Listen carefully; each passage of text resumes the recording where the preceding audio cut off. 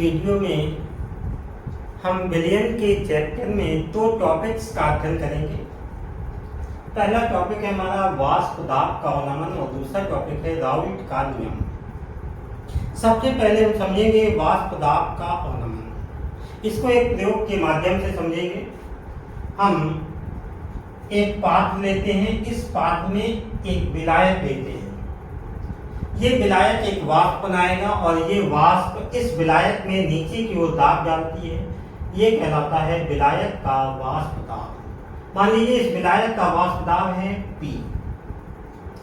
इस विलायक में विलेय मिला दें। किस तरह का विलेय? अवाष्पशील, नॉन वोलाटाइल विलेय मिला दें। तो जब विलेय मिलाएंगे तो विलयन बन जाएगा। इस विलयन का भी एक निश्चित वाष्प दाब होगा। मान लीजिए विलयन का वाष्प दाब है P(S). इन दोनों को कंपेयर करें P और P(S) को, तो हमेशा P is greater than P(S), यानी विलायक का वाष्प दाब हमेशा विलयन के वाष्प दाब से अधिक होता है।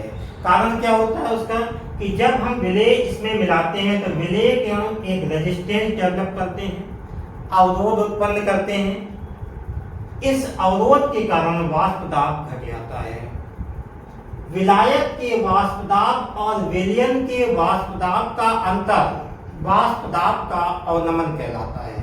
तो वाष्प दाब का अवनमन हो जाएगा P(P)(S). तो वही थ्योरी में स्पष्ट है कि जब किसी विलायक में अवाष्पशील विलेय मिलाया जाता है तो उसका वाष्प दाब घटता है, क्योंकि विलेय के अणु एक प्रतिरोध उत्पन्न करते हैं।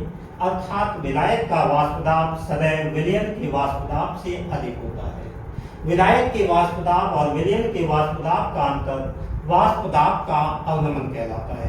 तो ये तो देखिए हो गया वाष्प दाब का अवनमन। अब नियम समझेंगे। राउल्ट का नियम क्या है?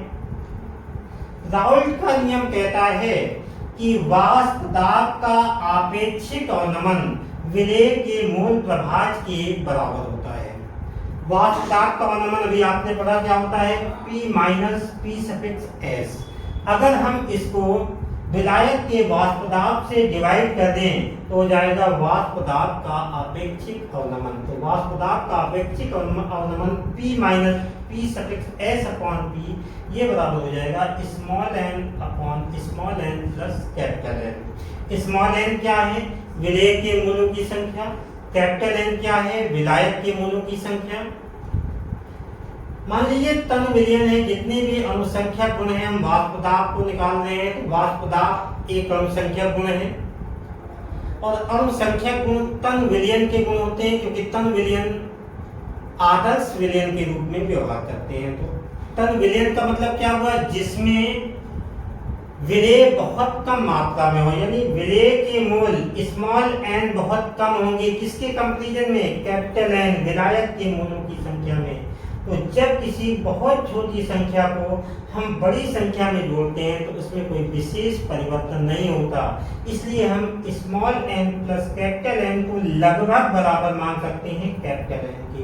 तो यहाँ पर देखिए सूत्र में small n plus capital N के स्थान पर हम क्या लिख सकते हैं? केवल कैपिटल N लिख सकते हैं। तो फार्मूला हो जाएगा P(P)(S)(P) is equal to small n upon capital N।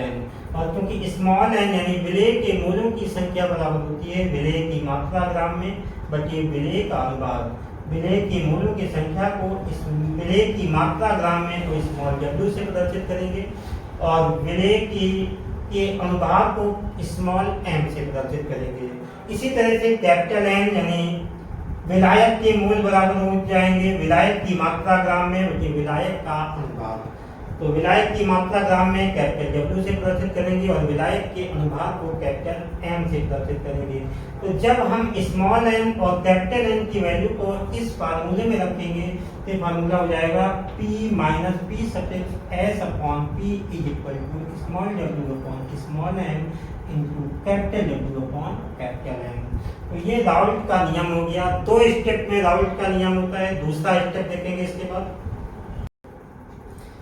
हाँ, राउल्ट के नियम का दूसरा स्टेप देखें।